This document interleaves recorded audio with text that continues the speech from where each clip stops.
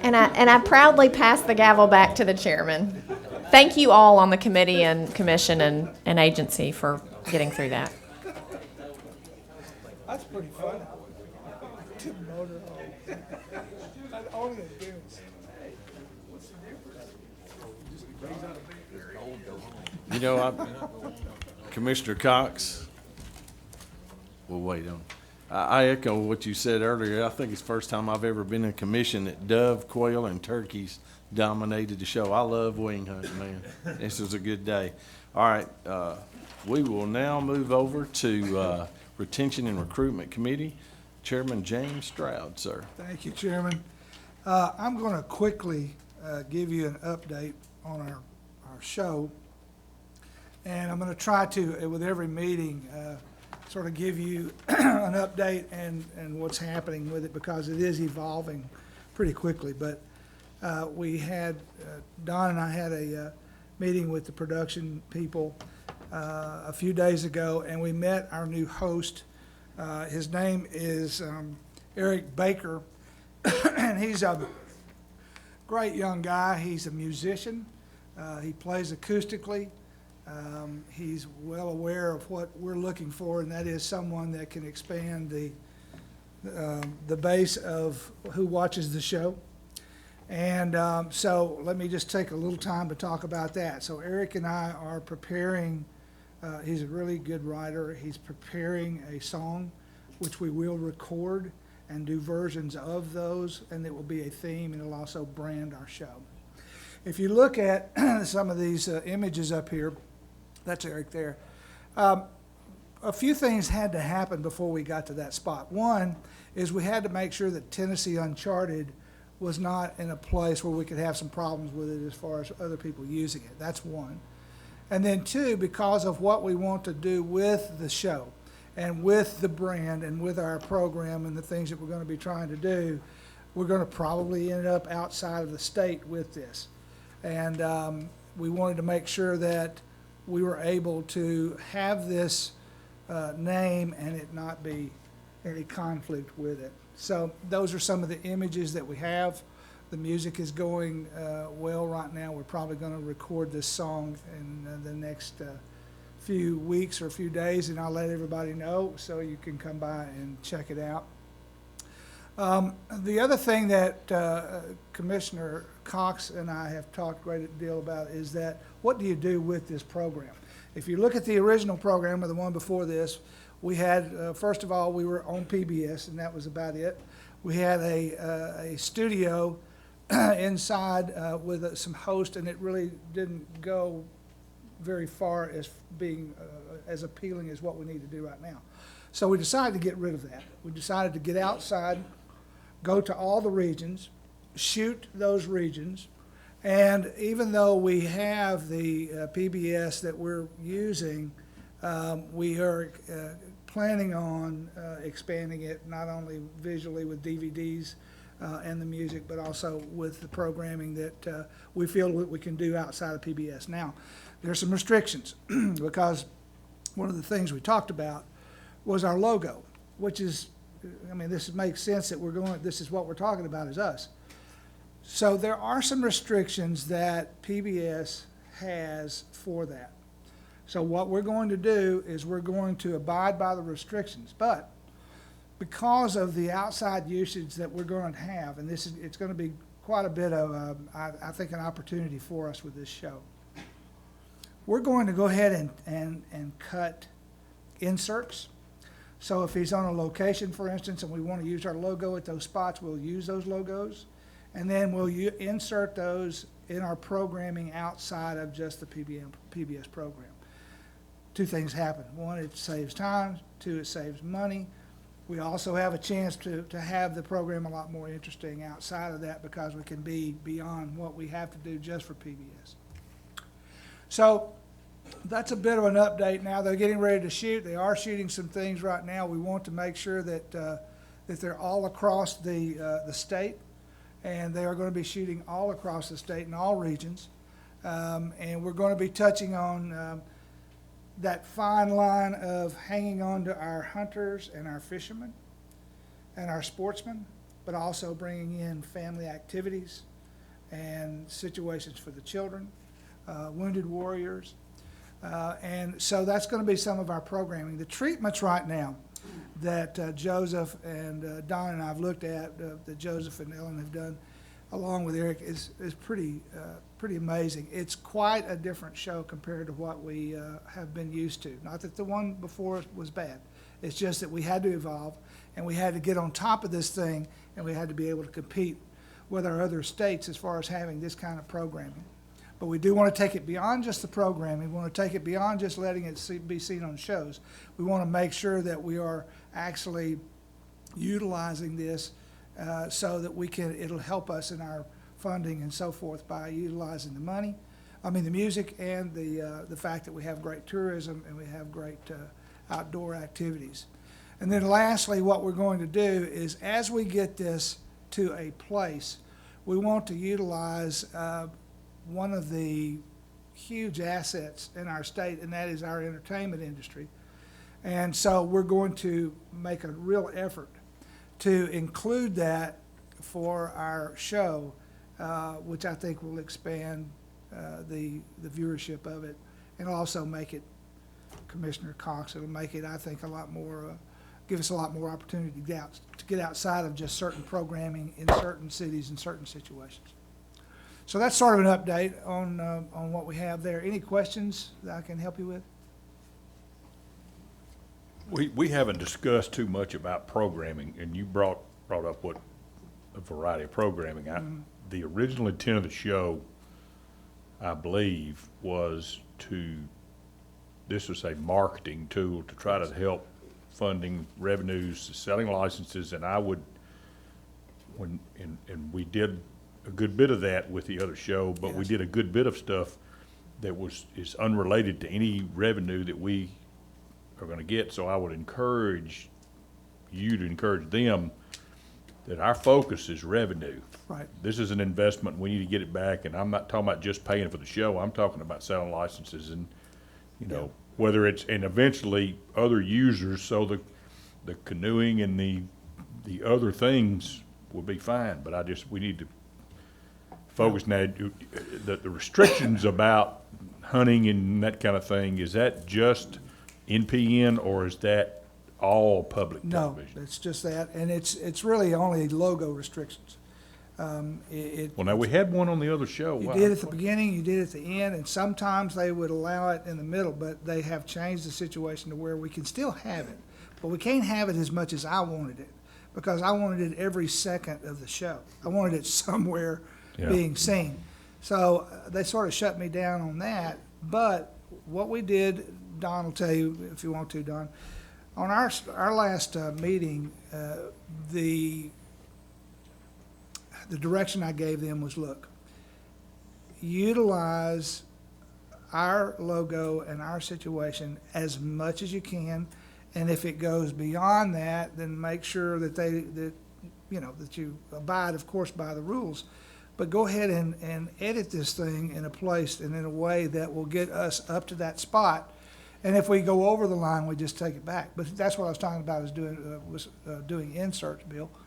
Is that I want to, just because we can't maybe show it on that, it doesn't keep us from having it all over the place with inserts outside of that. So it'll be a matter of just editing, because we're going to go ahead and shoot it anyway, and have that, because in my opinion, I think it's going to be, when all is said and done, I think it's going to be a huge marketing tool for what we're talking about, and covering not only the hunters and fishermen and sportsmen, which we have to do, but it's also going to get outside of that. And I believe that after talking to Louisiana and talking to their people about their show, they have, and they told me, their big stick is Duck Dynasty.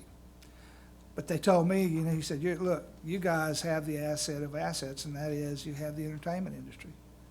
So that's where we're going to really make an effort beyond the show, making that asset of Tennessee and what we have there, and inserting that as much as we can, and getting outside of what you would normally do. I think we can. I think it'll work. Well, I've been an adversarial critic of the very previous show because of the cost and Yeah. what I felt like was a failure to do what we had tried to do. But I am optimistic, since you're involved in this, that it's going to be different and much better. Appreciate So that a thank lot. Our treatments are already so much better for each show. Any other questions? A couple of other things. Don King, I want to recognize you. I think you have something. All right, thank you, Commissioner Stroud. I appreciate that. Just to chime in on behalf of the new production, I have a great feeling about the team we're working with. They're very energetic, and I think they're going to take us a lot of places that we maybe couldn't have gone with our previous one. So I'm looking forward to that.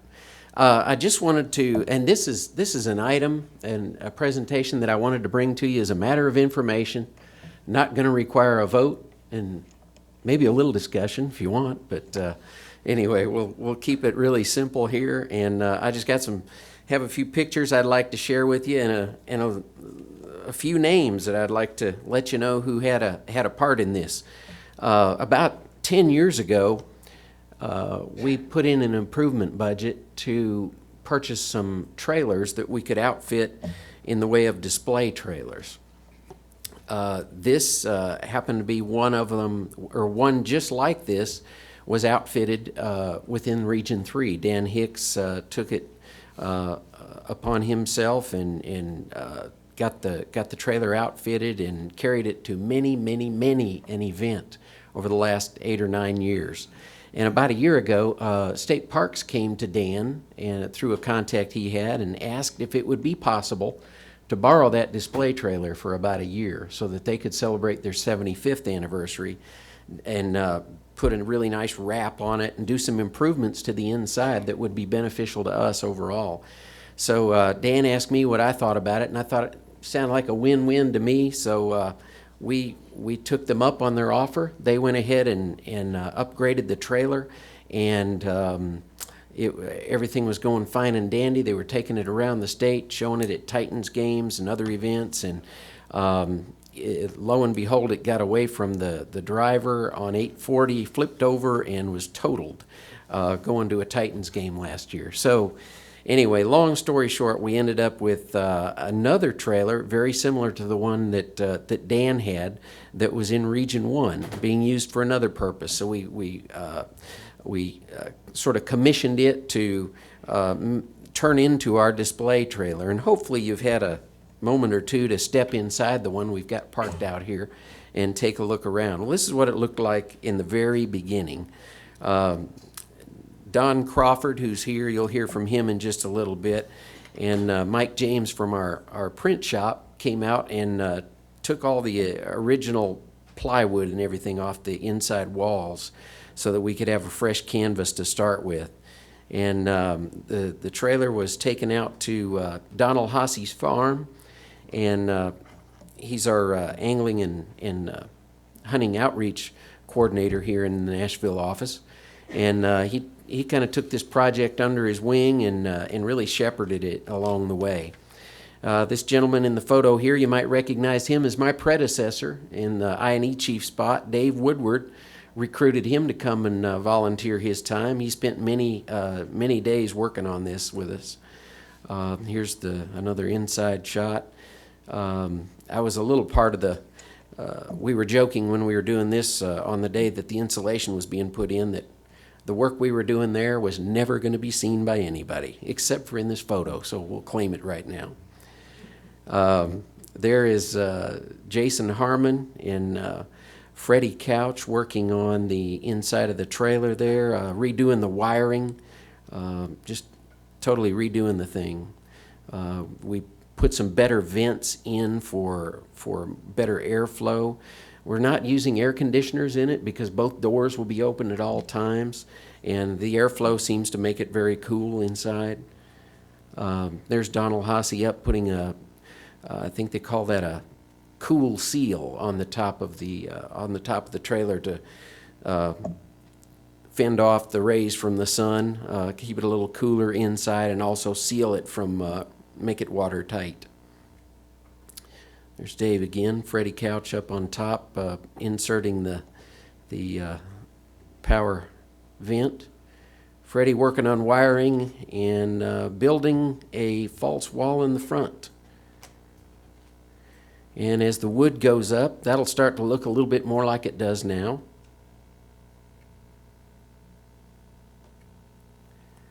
And that's pretty much what it ended up looking like. If you look at we're looking at the front of the trailer, looking from the back into the front of the trailer. And there are a couple of doors there that cover those holes that you're seeing now.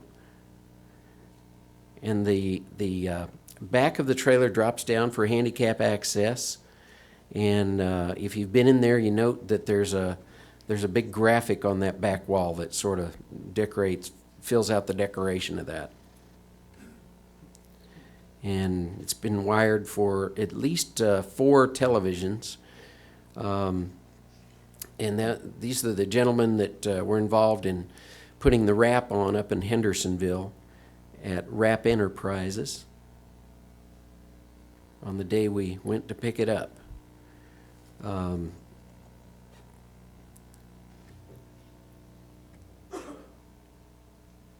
If you haven't seen the back end, that is it. So when you're riding down the interstate, you might see that. We're going to log the number of miles we put on it this summer as we take it around to various fairs and events, and just so everybody gets a perspective of how many eyes might have seen it traveling up and down the road. There it's being set up for display at the Wounded Soldiers Bass Tournament this past weekend. Jason Harmon took it up there and set it up. And with that, I just have I don't want to forget anybody, so I brought a list of folks that have contributed to this, and I really appreciate their contributions. I mentioned Dan Hicks early on, Don Crawford and Mike James, Donald Hasse, Freddie Couch. He's the West Tennessee boating investigator. Put a lot of blood, sweat, and tears into this project. Of course, Jason Harmon, Dave Woodward I mentioned. Alan Pyburn, he's a habitat protection biologist in Region 1. He contributed some of his time as well. Larry Markham contributed, he's a former wildlife chief here. He contributed a really cool display that you'll see as you walk in the door and look to your left. It's a fairly small display, but it's got a lot of the license buttons that were issued before 1949. It's quite a collection there. Raleigh Holtum. Raleigh, if you could just stand up or wave or something there for a second. Raleigh's our graphic artist, and he was able to help put a lot of those images together that you see, those classic ones in there, and get them all laminated, work with our GIS team downstairs and get those all laminated and put up in the proper places, and really appreciate his efforts with that. I mentioned our GIS team. Lee Wilmot did a lot of the cut lines and contributed some photos to the effort. And our various divisions contributed memorabilia, photos, and other things that we ended up putting in the trailer. And if anybody on the commission has an item that you think would be a great fit, we'd be glad for you to loan it to us for this summer so we could put that into use as well. And a special thanks to the IT division for loaning us that great truck to allow us to not only wrap but put the thing into service and carry it around in a safe way. And last but not least, I'd like to say a special thanks to Richard Logsden. I asked him to come today. Richard, if you don't mind standing up just a second. Richard is a graphic artist. He works with our foundation and works with Julie and Johnny over there, and does a great job. If you've seen his newsletters, you've seen his handiwork, and he had a lot to do with the overall design of how the trailer looked on the outside, with the wrap and the truck as well, and various other things. So we appreciate his efforts too. I think that is all I have. If anybody has any questions. All right, thank you very much. Thank you, Don. We'd also like to recognize Don Crawford, Assistant Chief to 89 Division. Don?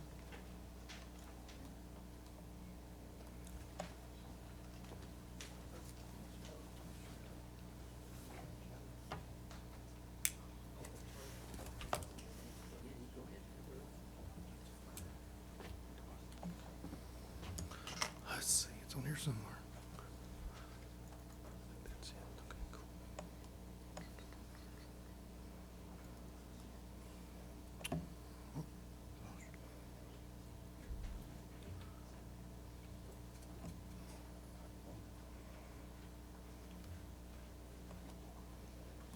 Let's see. Yeah, went to the last one. Good. Gotcha. All right, thank you very much. One thing we'd like to say about the trailer, though, is we have a calendar that Cindy's keeping track of. So if any of the commissioners, you have a date upcoming and you'd like to see the trailer come to your area, just give Cindy a holler or holler at one of us, and be more glad to write you on the list. Starting to fill up a little bit, but we are starting to come. We'd be more glad to bring it up there to your area, for sure. Well, today, where'd it go to now? Okay, I was not possessed today, hopefully not. Like I said, my name's Don Crawford. I'm the Assistant Chief of Information and Education. One of my primary jobs is the National Archery in the School program, which I'm sure some of y'all have heard about. Today, I'm just here today mainly to talk to you a little bit about our state tournament we just had in April in Murfreesboro, and then also the national tournament just ended in May in Louisville, Kentucky. Then I'm going to give you just a little bit of update on where we're at and how we're going with the program.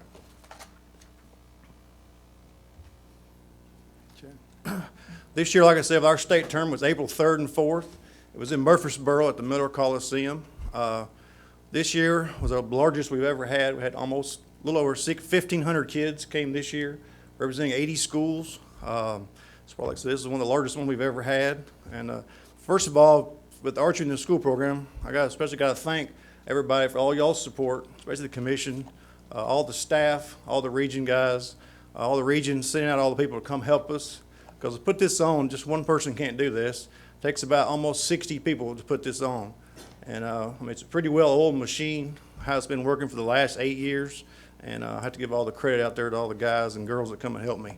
And I appreciate that.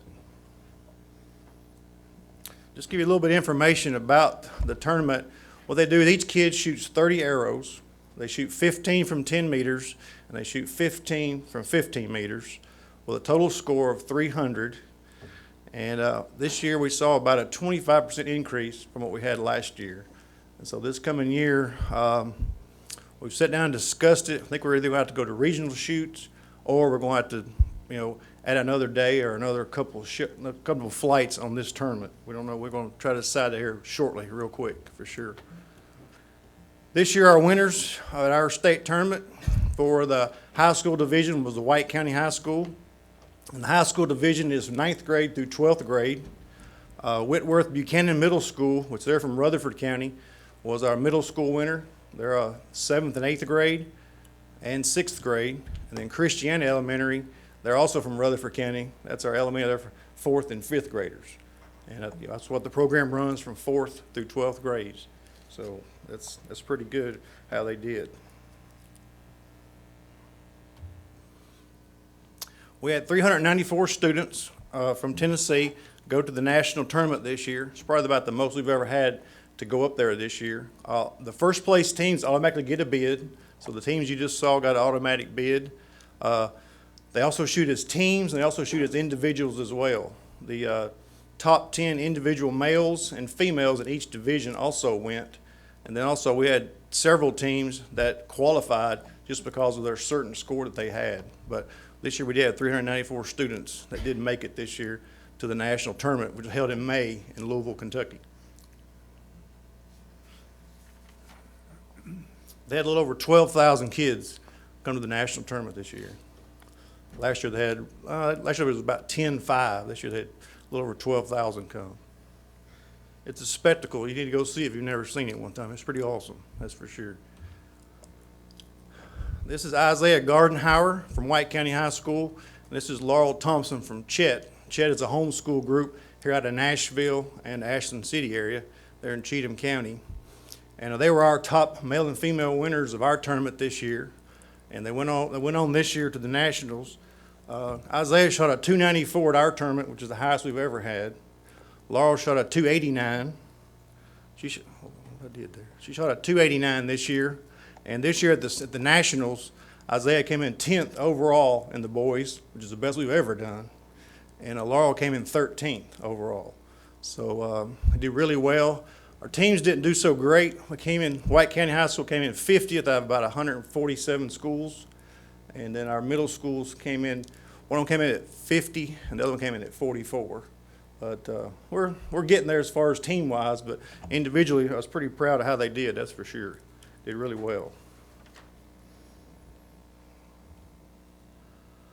This year also, they kicked off this year the very first, they got a very first NASP IBO, which is the International Bowhunter Organization 3D Challenge. So instead of shooting bullseyes now, there's two separate divisions or shooting elements now with NASP, is the 3D shoot.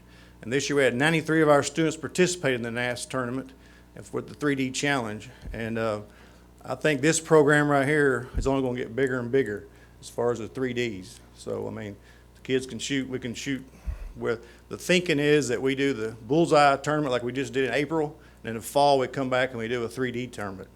I think as far as 3D, as far as getting the kids, you know, to that next step where we want them to be, you know, as far as hunting wise, you know, I think that's pretty good. Oh, here I go. Same thing he did. Touched it. Okay. Just a little history about our program. Our program, we began in October of 2004 with 12 schools, and today we have 266 schools in the program across the state. On average, approximately about 33 students a year annually participate in the NASP program here in Tennessee. So it's going very well. I think it's still going pretty good. The NASP mission statement, if you haven't seen it before, basically is to provide instruction in international style target archery as part of an in-school curriculum. That's the best thing about this program. It's taught in school during school hours. So every kid gets a chance to try it. It's not just an after-school program, but it's an in-school program as well. We're going to improve the educational performance and participation in the shooting sports among the grades 4 through 12. And I think they're fixing to change this mission statement because they just added the 3D thing to it. Instead of saying international style target archery, it's going to have some kind of 3D challenge or something on there. So I think it's really going to help it out a whole lot for sure. Some of the main benefits of the NASP program that we've seen, especially for some of the kids, is the self-confidence that it builds, teaches them how to focus, concentrate, which leads over into the classroom and into other curriculums, you know, English, math, their behavior, and also their attendance. And NASP has done some surveys, and they can show that attendance is higher on archery days than it is on any other days. You know, and they can show the behavior is better before archery and after the archery class. So there are some big major benefits for this program, no doubt.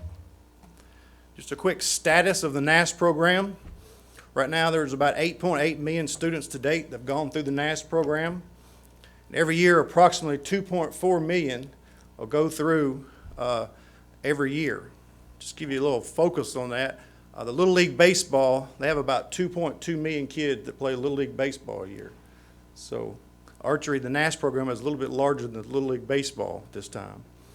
On average, they're at about 12,000 schools a year, so that's what they're averaging. Like I said, it's an international program. We have 47 states in the program. We have no clue what's going on with Vermont, Rhode Island, and Delaware. They have no idea what's going on. I don't know what the problem is. But Australia's come on board. There's 5 Canadian provinces, South Africa, New Zealand, and they're right now talking with Europe and Asia. But like I said, it is a world program. I was just talking to Rory Grimes yesterday. He's the president of NASP, and he was asking me, he's in talks right now with our new Music City Center downtown. They're wanting to bring the World Tournament here in 2015. We're talking about somewhere between 4,000 to 5,000 kids would come. They'd be coming from Africa, Canada, you know, New Zealand, Mexico, and some of our top shooters as well. And he's been down there in talks with them, and looks like it might happen. Looks like it might happen for us here.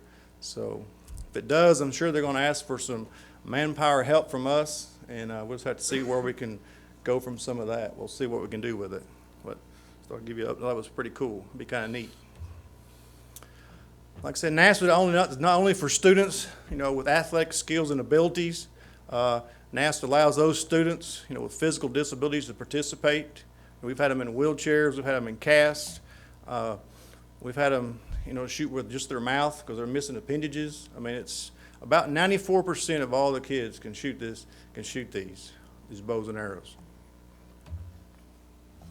And why is NASP so popular? It's fun. It's ultra safe. Just about every kid can do it. Student behavior improves. Got school attendance is increased. Engages the student in an educational process. Also, it works for conservation, education, and business. About 40% of the kids will go out there and buy their own bow. So, we get federal monies from the purchase of bows, arrows. And usually what we're seeing is once a kid starts to get into archery, then dad goes and picks up his bow. Hey, I ain't shot this in a long time. Let me go get my bow out of the garage and get the cobwebs off of it or something, It's a family sport. It's a lifelong sport. And I think with this new 3D challenge coming on, I think can't do nothing but just help it. It's got to improve it and get them over to, shoot and hunt, wanting to go hunt, I think is what they're going to start looking for. But it's been a really good thing so far. And there's the website. Any questions or comments? I mean, it's pretty much there. I'm here. Any way I can help you at any time, just let me know. I know it's pretty short and sweet. I guess it's. Thank you, Don. You're Any welcome. questions, guys? Yeah, I do. Comment. How many schools we say we're currently in the state? 266. And how many across the river in West Tennessee?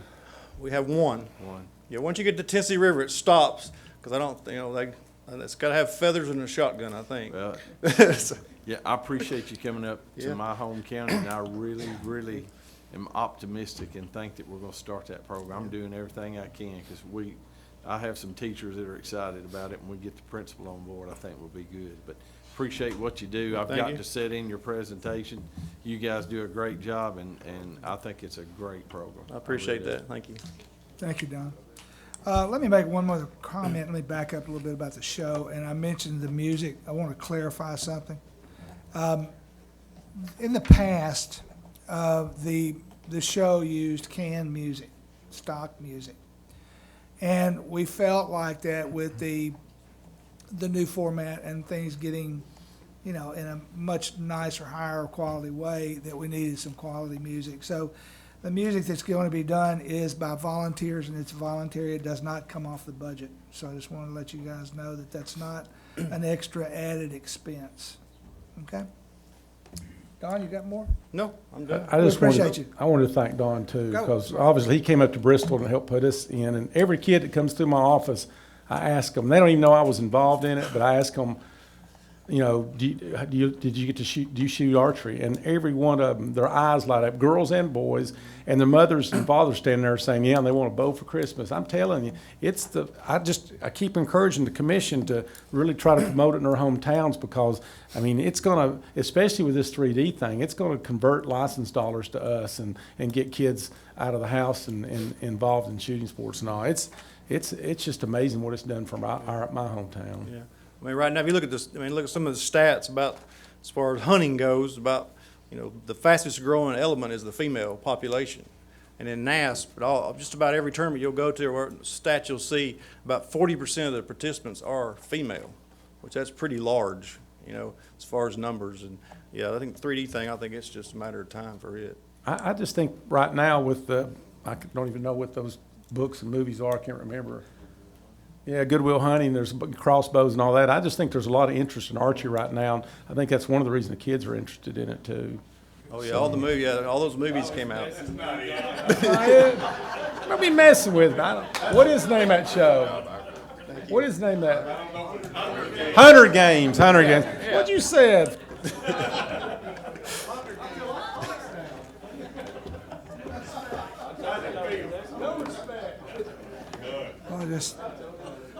Bunch of hillbillies. You never saw Thank you, Goodwill Don. Hunting? Appreciate it. Back to you, Chairman. I'm gonna rent you Goodwill Hunting too. Golly, I figured Goodwill. you knew the difference. He set him right up. Thank you, Chairman Stroud. At this time, let's go to Budget Committee. Chairman Harold Cannon, sir.